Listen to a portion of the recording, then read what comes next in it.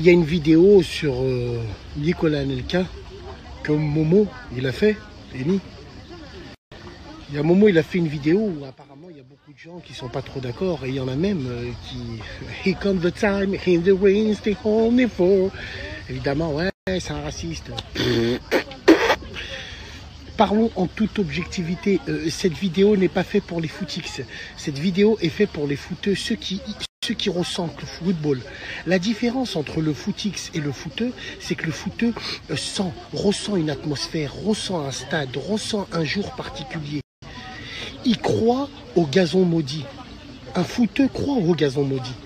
Les gazons maudits pour les footix, c'est des terrains ou des stades où malgré la forme de l'équipe, ils ne gagnent jamais.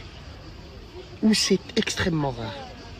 En France, on a Marseille qui gagne jamais à Bordeaux. C'est terrible quand même.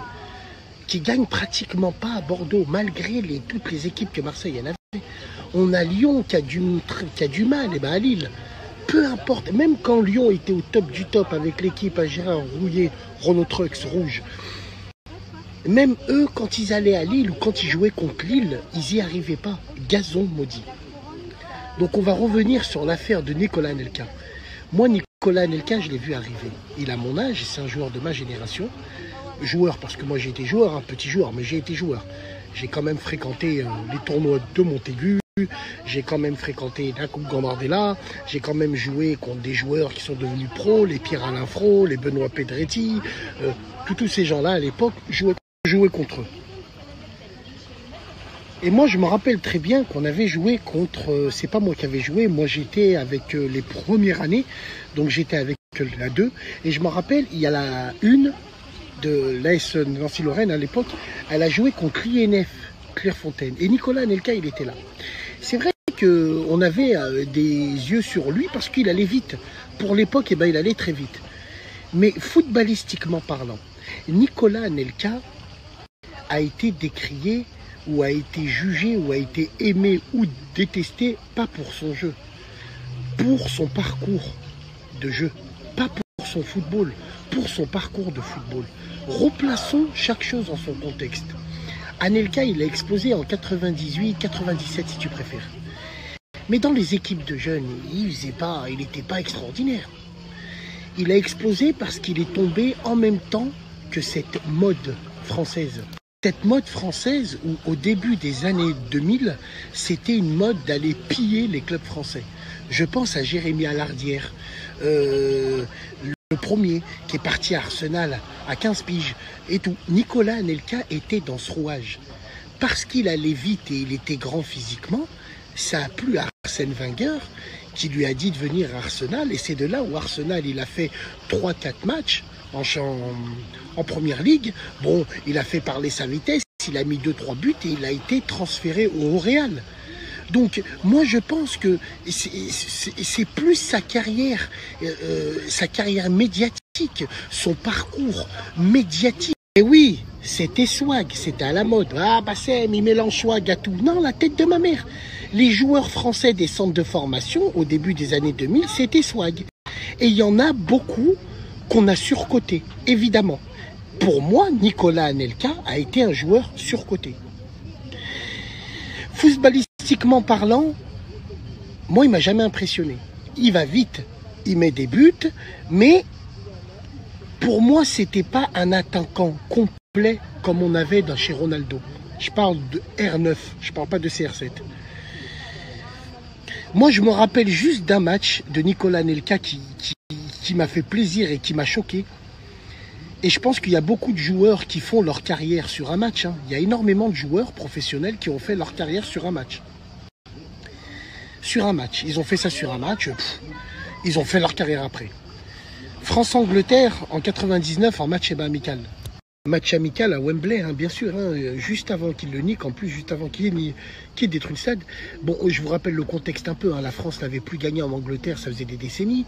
Bon, la France avait été dans l'euphorie de la Coupe du Monde 98, l'équipe était au top, même si pour moi, la meilleure équipe de France qu'il y a eu, c'était celle de l'Euro 2000.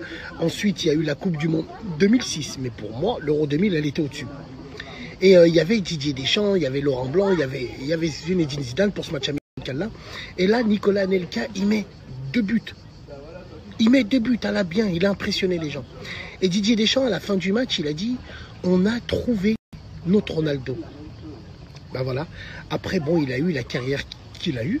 Mais Nicolas Anelka, pour moi, on parle plus de lui pour son parcours médiatique, pour ses dérapages. Bon, il est venu joueur du PSG, natif de Paris qui revient au PSG, enfant de la banlieue qui rentre chez lui, c'est la mode, il présente au stade avec un pantalon, il est levé que d'un côté, il n'est pas levé de l'autre, tel le Jones, la nouvelle politique du PSG, tu comprends ce que je veux dire? Mais moi, ça, c'était un pétard mouillé, quoi. Parce que Nicolas Anelka, faut rappeler qu'il a joué avec de sacrés joueurs.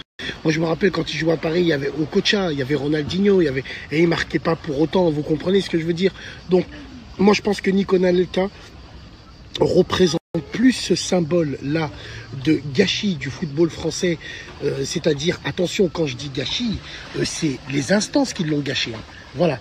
Mais moi, je pense qu'on parle plus de lui à cause de sa hors-carrière, pas footballistiquement parlant. Footballistiquement parlant, il n'y a pas de débat à avoir. Pour moi, Bassem, Nicolas Anelka est surcoté. Il y avait largement meilleur que lui. Et en France, hein, je dis. Hein. Mais c'est la mode qui fait que. La mode, la Vox Populi, Paris, le swag, le rap, Skyrock, on est tous ensemble. Ouais, c'est ça. Je pense que c'est ça qui a fait la carrière de Nicolas Anelka. Je dis qu'il y avait plus fort que lui en France, mais bien sûr que oui. Quand il jouait Nicolas Anelka à Paris, il y avait à Bordeaux un Portugais, lui c'était un vrai avant-centre. Pedro Miguel Paoletta, avant-centre, lui c'était un vrai joueur complet. C'est un vrai numéro 9 lui. Mais Nicolas Anelka, les frérots, il faut arrêter. La tête de ma mère. C'est plus son côté acteur dans les films, c'est plus son côté qui a défrayé la chronique, c'est tout, c'est pas le football. Footballistiquement, le jeu sincère, le jeu sur le gazon, Wallah el Ardim, il n'y a pas de débat à avoir. C'est un joueur quelconque. Et on l'a vu hein, par la suite, on l'a vu et on l'a revu. Donc voilà, moi je pense que c'est ces prises de position qui font que la quenelle pour Dieudo, c'est un peu cette image de bad boy du foot français. Mais footballistiquement, moi je pense que c'est côté. Moi je pense que toute sa carrière, il a été surcoté. Mais attention, je parle footballistiquement parce que humainement c'est quelqu'un de très bien. C'est quelqu'un de très très bien. Mais voilà, après, évidemment, c'est pas de sa faute. Entouré par ses frères, mauvais choix, choix familial, ainsi de suite, ainsi de suite. Mais je pense que Nicolas Anelka, il est bien tombé. Il est tombé dans cette ère numérique d'Internet qui arrivait. Yahoo, AOL, Libertisseur, vous vous rappelez ou pas? Lycos, vous vous rappelez de tout ça? Les hotmails et tout, vous vous rappelez? Ben voilà, il est tombé en même temps que là. Il est tombé en même temps que cette mondialisation virtuelle, c'est pour ça qu'on l'a gonflé. En tout cas, c'est mon avis personnel. Footballistiquement, il n'y a pas de débat à avoir. C'est un joueur normal. Après, sa hors-carrière, c'est vrai qu'elle est extraordinaire avec toutes les facettes qui lui sont arrivées. En tout cas, force à lui. Moi, j'aime bien l'humain, mais le footballeur, bof, c'est le mal